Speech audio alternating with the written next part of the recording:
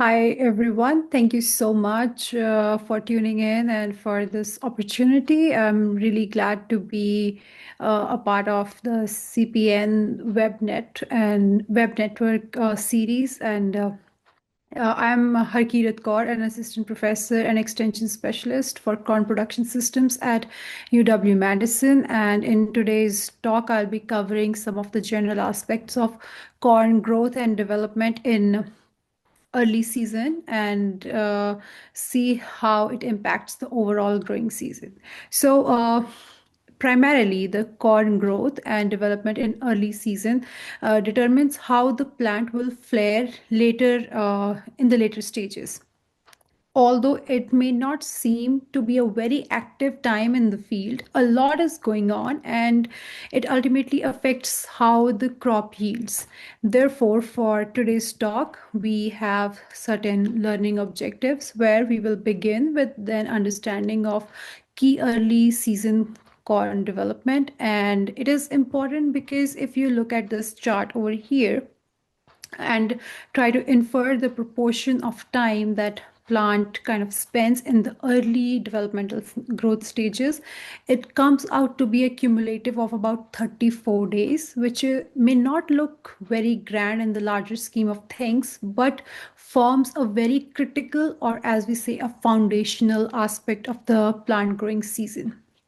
Secondly, we'll move on to recognize some of the biotic and abiotic stresses that the plant experiences during this period. And eventually, we will also talk about some of the options or some of the management practices that the growers around the Corn Belt, the Upper Midwest, and the Great Lakes region kind of deal with in order to make sure that their crop is established well and is resilient enough to go through the season and provide a good enough yield for them. Before we actually go into the early growth, let's take a glance on planting in Midwest. So planting in Midwest or in the adjacent, I would say, upper Midwest or the Great Lakes region is primarily affected by the last frost of the spring. And that's because it affects how the soil temperature is behaving. And for corn to be planted, we need a soil temperature which is consistently above or equal to 50 degrees Fahrenheit for at least 3 consecutive days. And it is generally recommended that we have a warming trend forecasted for next 5 to 7 days in order to ensure that uh, the seed does not die of chilling or imbibational injury because of phases of this cold or freezing temperatures. Uh, so keeping this in mind, the corn planting in Midwest generally extends from early April to mid-June. And if we see at this infographic and we put it in context, we see that the central and southern Midwest, the planting kind of optimum planting dates kind of begin and end a little bit early as opposed to the northern or the cooler regions. And it is very dependent on how the weather behaves or how the growing season length behaves in these regions. As we look at the corn planting, it is important to select an optimum time because it determines how the plant will grow and it gives the plant a chance to actually utilize its maximum yield potential that is provided because of its genetics and also the environment around it. So uh, it affects the overall degree day accumulation, the heat units accumulation primarily, and it will impact how and when the plant emerges and how it establishes its stand and the final population, which are the key aspects determining the eventual yield that we get in the field.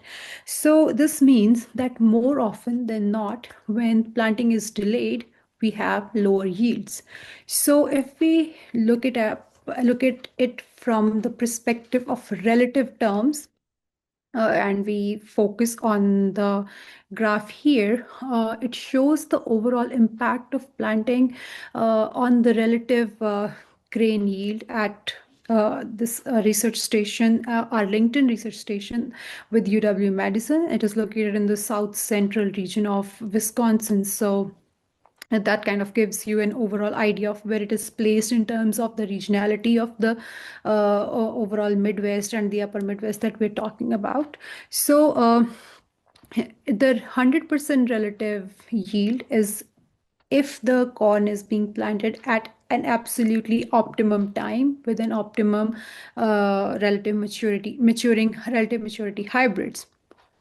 However, as the planting is delayed, we see the overall decline in yield, and it is also related to many times because of the fall frost. Sorry, the fall frost, and as we move from mid May to later, we are losing yield by 0.5 bushels per acre per day. And as we move from May 30th to June, we are losing about 2.5 bushels per acre. So that's how the overall uh, relative yield decline is observed when we miss that window.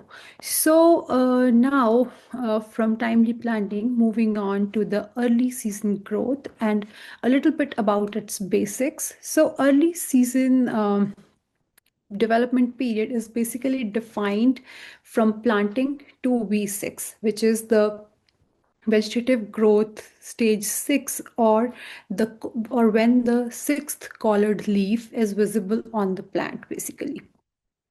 And consider this to be a foundational phase. It is the phase when the plant establishes its structural, physiological, and overall reproductive fundamental efficiency, fundamental structure to perform for the entire season. So if we look at, for instance, structurally, the plant establishes its root system. It is it is then followed by the establishment of photosynthetically active systems, which constitutes its vegetative growth. That is the primarily the leaf, the foliage, and eventually the canopy development. And lastly, we also see the initiation of reproductive structures. It is during this phase that year initiation begins, or the kernel number determination kind of begins, and it kind of also gets finalized around V6 V7. So this whole foundational or the early growth stage is what kind of sets our direction for the eventuality of our season. And why does it matter is because uh, we have as established that it affects the overall stand uniformity, because planting to V6 is when the plant is actually getting established in the field. It therefore will impact the overall stand uniformity, the overall plant population. It also, because is developing root system, impacts the overall nutrient uptake during the early vegetative season, primarily nutrients such as phosphorus, potassium, and zinc, and somewhat nitrogen as well. And then, because it is developing photosynthetically active structures, that is the leaves, uh, it determines the overall biomass potential for the plant later in the season as well. And then lastly, because we are dealing with such foundational growing time, it is that if there's any stress that occurs at this time, if there is any loss that occurs at this time, these stresses are very hard to kind of combat later in the season. It's really impossible to have a poorly established plant and then manage it in a way that it performs eventually in the season, which is just not possible, basically. So as we talked about the stand uniformity and nutrient uptake, both of these things are related with root development and emergence. So the root development kind of starts when the seed elongates its radicle. That's when the root system initiation happens, and it is very much dependent on the overall entirety of how the soil temperature and how the air availability, primarily oxygen availability, behaves in the soil. Following that, we see the mesocotyle elongation. Which is when it kind of pushes the plant out of the soil, and we see it emerging, which is something that is denoted as VE basically. Furthermore, as the roots develop, there are primarily two types of root systems that start. Seminal roots are the ones that start following VE, and their formation is completed by the time the plant reaches about V2. And then nodal roots are eventually also starting with its along its way, and they become a dominant root system by the time the plant reaches the growth stage V6. But you can still distinguish the seminal roots from the nodal roots. So basically, both these roots are so basically the seminal roots are the ones which are very much responsible for the uptake of nutrients by the plant during the time when it is up to V1 V2, and then eventually the nodal roots become more effective in working on these uptake activities, and eventually by V6 nodal roots are the ones which are performing majority of the function.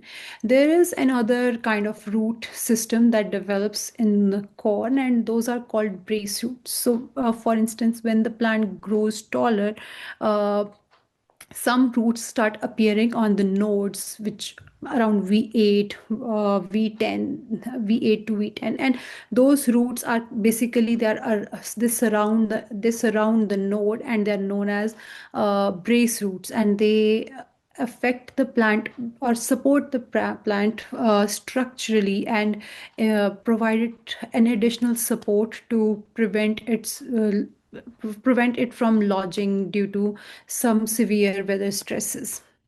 However, they play a very limited role in foundational growth stages and foundational growth stages nutrient uptakes. Uh, when the root system develops, we have to be very careful or very cognizant about how the temperature is behaving, because corn emergence and root development, as we talked about just a little bit before, is one of the most temperature sensitive phases of the entire crop cycle. Everything that is happening in the first 48 to 96 hours after planting kind of sets up the overall trajectory for a stand uniformity, stand vigor, and early season physiology and performance. So basically, as we established that we need the temperatures a little bit higher than 50-degree Fahrenheit. And then the other thing which is very important to consider is the accumulation of growing degree units. And for a plant to emerge, an accumulation of growing degree units anywhere between 90 to 120 is what is desirable. And if we put it in context of timing of the plant and the temperature, we see that as we move from early spring to later June, the accumulated amount of GDD per day or per day during the phase of planting kind of shifts, because the temperature is shifting or the temperature is increasing, as has been shown in this table over here. However, and along with that, we are also seeing a decline in the number of maximum expected days to emerge. So if you see here, it's higher than what we are seeing here. But the story is just not that simple, because although we might be having a higher accumulation of growing degree units in a later planted crop, but we are now exposing that crop or that plant to a higher chance of being affected by by the first frost in later in the fall, which will impact its overall yield, because by then the plant hasn't accumulated enough growing units to reach its physiological maturity. So when we look at late planting and emergence, there are basically two possibilities. Number one is that we have an early emergence due to warmer soils, which means it will drive up the early growth. The leaves will appear faster, the plants obviously emerge faster, the foliage is developing faster. So the early season vigor is what we are seeing. However, if at this point your soils are stressed with nutrients, that might play against you. However, there might also be a case where you have a spring in the later part, which in the later part is cloudy and humid. Maybe there was an event of rain, and which was then followed by weeks of cloudy weather, which is also humid.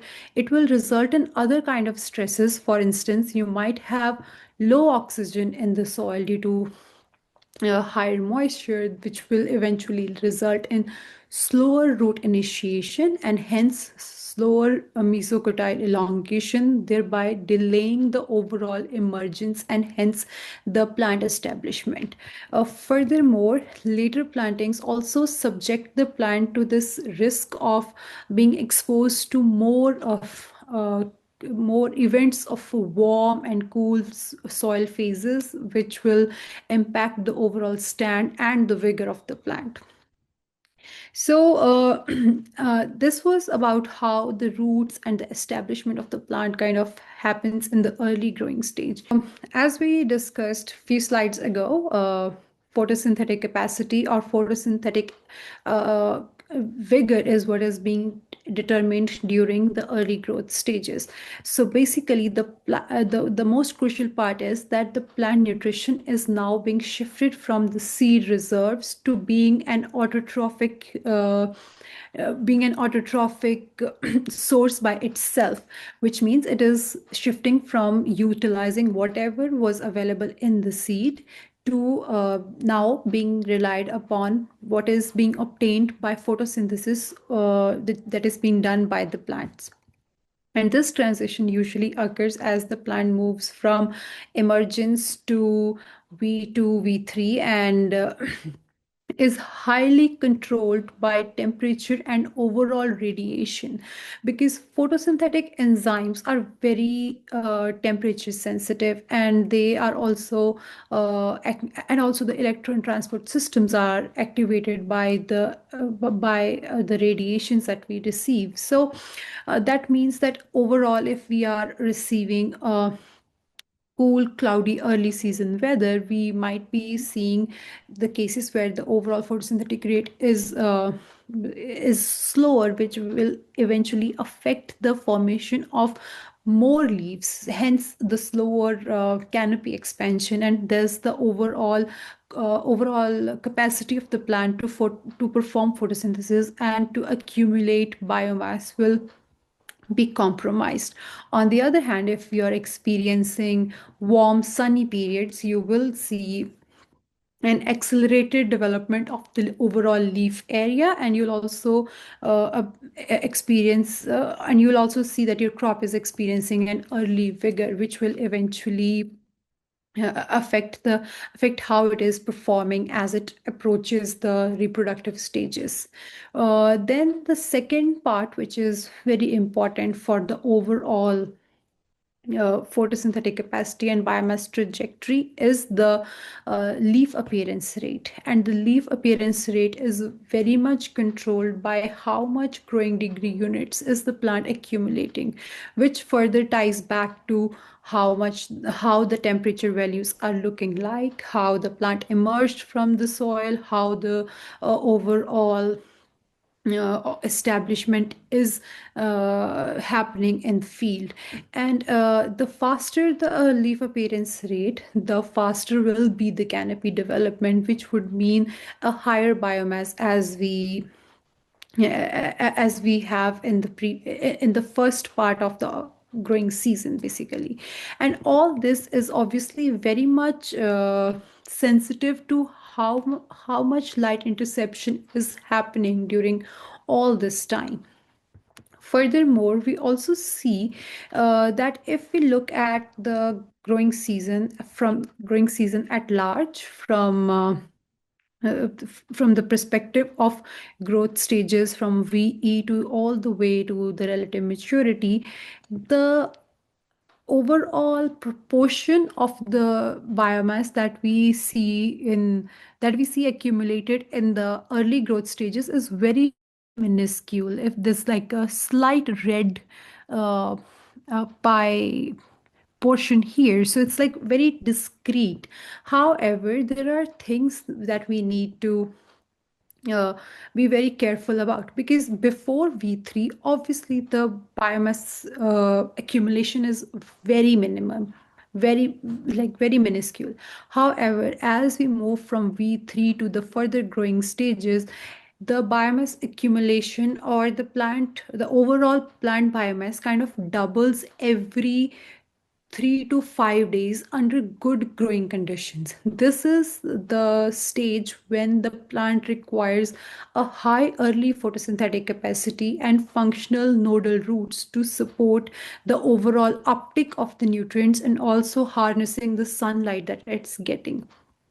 And this is where the relation that when we have strong early biomass establishment, we have more leaf area, we have more light capture, and hence we have a compounding growth rate. However, on the other hand, if the plant establishment is weak, the canopy will obviously be smaller and there will be a less total radiation interception, and hence the reduced carbon supply to years later in the growing season. So this can be very much contextualized in the way of compounding of interest in the stock market, for example. So it's like the stronger the foundation, or the stronger the earlier foundation, the more capacity to harness the advantage later in the season.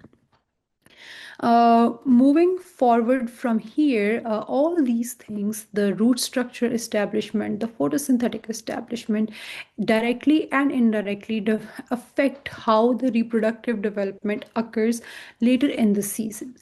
Although the plant appears to be just, in a vegetative stage, the reproductive development is already starting. The ear initiation starts around V5 to V6. We have multiple ear shoots being developed from the plant. However, typically there is only one primary ear in the field corn that we use, and it's mostly the uppermost ear shoot which is then carried to maturity. If you if you look at a plant carefully during the growth stage V6 V7, you'll be able to distinctly see a ear shoot at node 6, for instance, like here in the picture, if you remove the leaf sheath from the stalk. The kernel number is then eventually determined by V5 to V7. So these are the growth stages when we kind of determine how kernel row number, basically how many rows will be there in a year.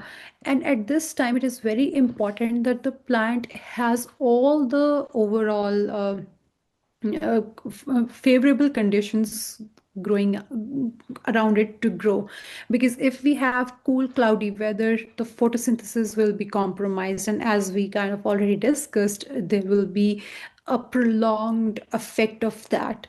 Secondly, nutrient deficiency will result in a lower number of kernel rows as opposed to a plant which is in a healthier environment.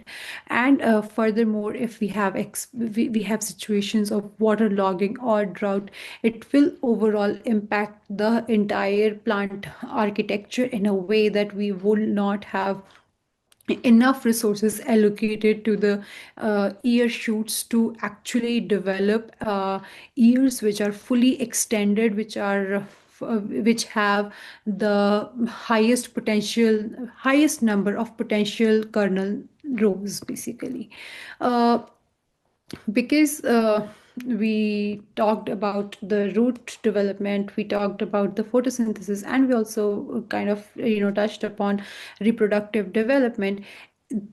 All these things are very much dependent on how the early nutrient acquisition kind of works. For instance, during the early stages before V6, the primary nutrient uptake function is being carried by seminal roots, and it is then slowly being transitioned into nodal roots.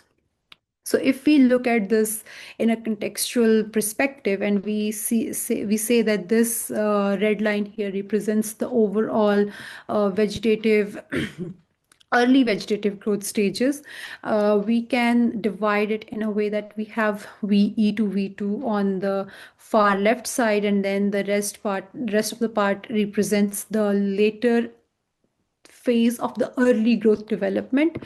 Uh, we see that the first part is kind of dominated by seminal roots for early season uptake, while after V2 to V6, nodal roots are what kind of taking up the charge. Secondly, there is a very critical need of having favorable temperatures, because any cold temperatures will overall reduce the membrane activity, which will eventually lower the capacity of these roots to uptake nutrients, and hence the growth of the overall plant will be slowed. Whereas if we have these kind of stresses in the phases of nodal root development, we will see longer term nutrient limitations, because nodal roots beyond V6 are also very critical for our overall nitrogen uptake, which is very important for the eventual photosynthetic performance and biomass accumulations. Therefore, the stresses that we see during these stages, be it cold soil temperature stresses, which slows the germination, which slows the root elongation, and also affect the overall mesocotyle growth and emergence, they impact the overall plant uniform standing and overall population in the field, and eventually the overall yields that we see.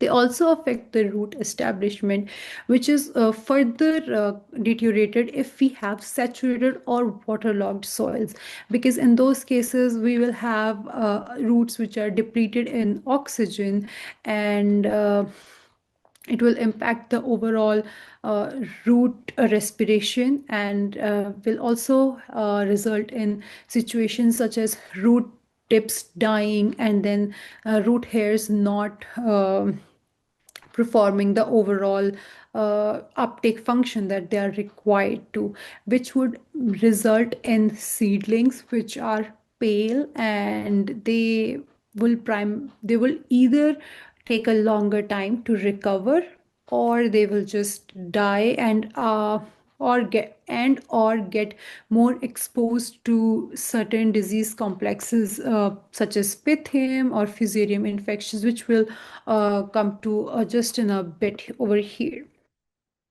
Then we also see situations where these plants can be stressed because of the drought situations, which will lead to uneven emergence. The radicals or the nodal roots will be more prone to, say, desiccation, and result in chronic stunting, even if we receive rains later in the season. Similarly, there are situations of soil compaction, temperature extremes, and radiation limits. All these will cause the overall structure of the plant to kind of compromise, and hence make it more prone to certain biotic stresses later in the season, which impact the overall biomass accumulation of the plant and ultimately yield. So, certain biotic stresses that affect the overall growth of the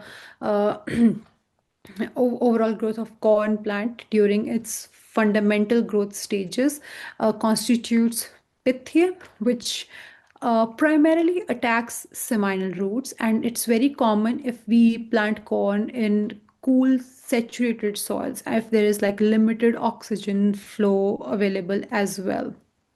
Then we also see fusarium infections, which are more common in seedlings which are already stressed.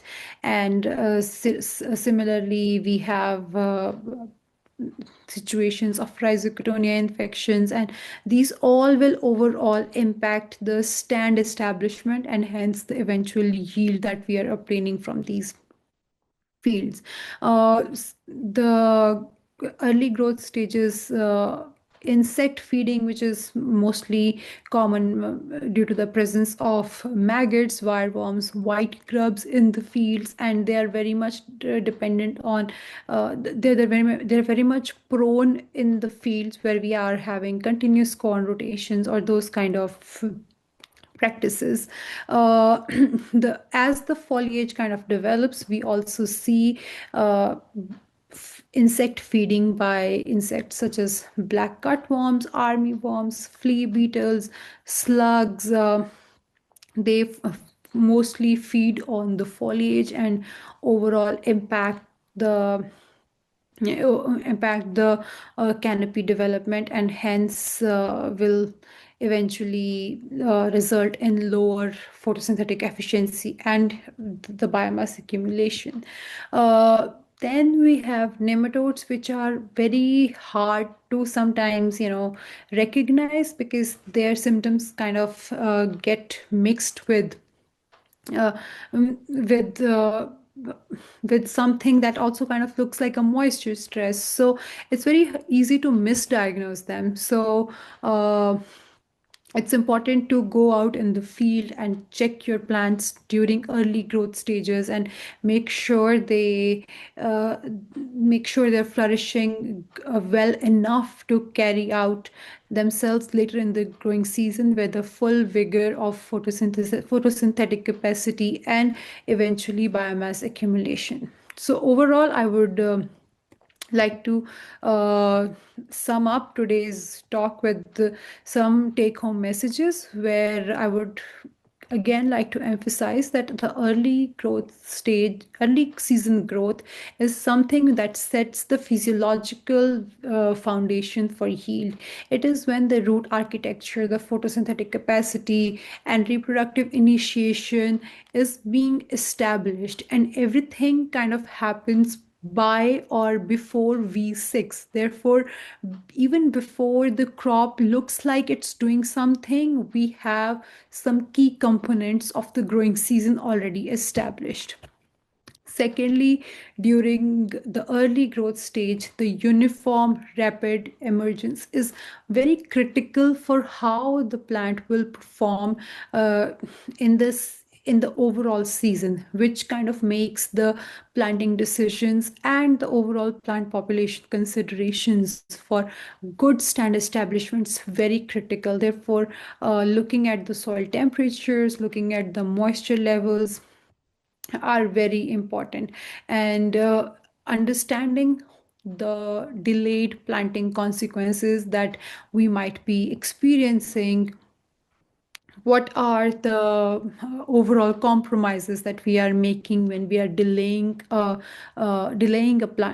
planting a crop, or how are we compensating that with the relative maturity that will ensure that the crop is not susceptible to the first fall frost, and matures well in time and not add up the drying cost eventually later in the season. So these things are really critical for the overall profitability and also the yield that we need to see in the field.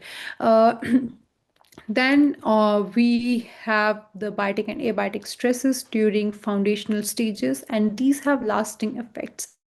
Once the plant is exposed to extreme stresses during these growth stages, it is really hard to come back from the damage that's already done. Uh, Therefore, it is very important to analyze the overall early season conditions, early season decisions, and management, because that's what will pay the highest dividends. It's basically the compounding effect. The sooner you start building up the foundation for a favorable growth environment for the corn plant, the higher dividends it will yield later in the season. And with that, I would just like to leave my contact information up here for some time, and please feel free to reach me with any questions, comments, feedback that you may have. uh, you can find me at all these platforms. You can email me, and I'll be very happy to have a conversation with you. Thank you so much.